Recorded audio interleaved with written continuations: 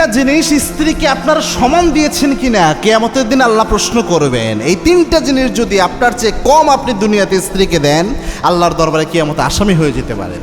মারাত্মক একটা বিষয়। এক নাম্বার হচ্ছে সম্মান, মূল্যায়ন, মর্যাদা। অর্থাৎ আপনি যেমন আশা করেন আপনাকে আপনার স্ত্রীর সম্মান করবে, মূল্যায়ন করবে, আপনি যেমন আশা করেন আপনার বাবা মাকে আপনার স্ত্রীর সম্মান করবে, মূল্যায়ন করবে, ঠিক ততটুকু মূল্যায়ন আপনার স্ত্রীর আব্বা আম্মাকেও আপনার করতে হবে। আপনি শুধু আপনার আব্বা আম্মার সম্মান দেখলেন আর আপনি আপনার শ্বশুর শাশুড়ি ইচ্ছা রকম গালিগালাজ করলেন, কিয়ামতের দিন আল্লাহর দরবারে আপনি আসামি হয়ে যাবেন। মারাত্মক একটা বিষয়।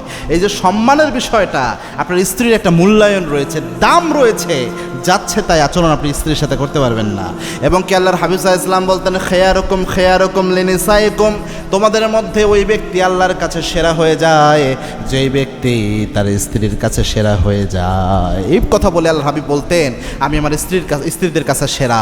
আল্লাহর হাবিবের একাধিক স্ত্রী ছিল, কিন্তু তার স্ত্রীরা বলতেন, আল্লাহর হাবিব যখন আমাদের কাছে আসতো মনে হতো জান্নাতের সুশীতল বাতাস আমাদের দিকে আসতেছে, এত প্রশান্তি আমরা অনুভব করতাম। মানে স্ত্রীকে কখনো মানসিক কষ্ট দিতেন না, তুচ্ছ তাচ্ছিল্য করতেন না, অবমূল্যায়ন করতেন না। এক নাম্বার সম্মানের ব্যাপারে, মূল্যায়নের ব্যাপারে আল্লাহ জিজ্ঞাসাবাদ করবে। দুই নাম্বার হচ্ছে আপনি যে মাপের কাপড় পরছেন, প্রায় সেম স্ট্যান্ডার্ডের কাপড় আপনার স্ত্রীকে পরাতে হবে। আপনিও খুব গর্জিয়াস কাপড় পরেন, অনেক দামি কাপড় পরেন, আর আপনার স্ত্রীকে সবচেয়ে কম দামি, একদম যেটা সবচেয়ে মূল্য কম, এরকম সিরা তেনা খেতার মতো অবস্থা, এরকম কাপড় চোপড় পরান, তাহলে কখনোই আপনি আল্লাহর দরবারে ওই যে জবাবদিহিতা এটা থেকে বেঁচে যাবেন না। মনে রাখবেন, আপনার ক্লাস অনুযায়ী, আপনার স্ট্যান্ডার্ড অনুযায়ী আপনার স্ত্রীকে কাপড় পরাতে হবে। বাংলাদেশের মানুষ এই ক্ষেত্রে আলহামদুলিল্লাহ ভালো, নিজে একটু কম পরলেও বউকে একটু ভালো কাপড় পরায়, এটা আলহামদুলিল্লাহ আমাদের দেশে রয়েছে। তবে এটার ব্যাপারেও জিজ্ঞাসাবাদ হবে।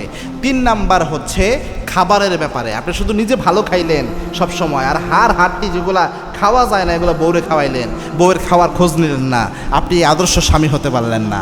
এবং আল্লাহর হাবিব সাল্লাল্লাহু আলাইহি ওয়াসাল্লাম নিজে স্ত্রীকে সাথে নিয়ে খাবার খেতেন। স্ত্রীদের অনেক সময় হাড্ডি চুষে রাখতো। মা আয়েশা বলছেন, আমি হাড্ডি চুষে রাখতাম, ওই হাড্ডি আবার চুষে খেতেন রাহমাতাল লিল আলামিন। সুবহানাল্লাহ।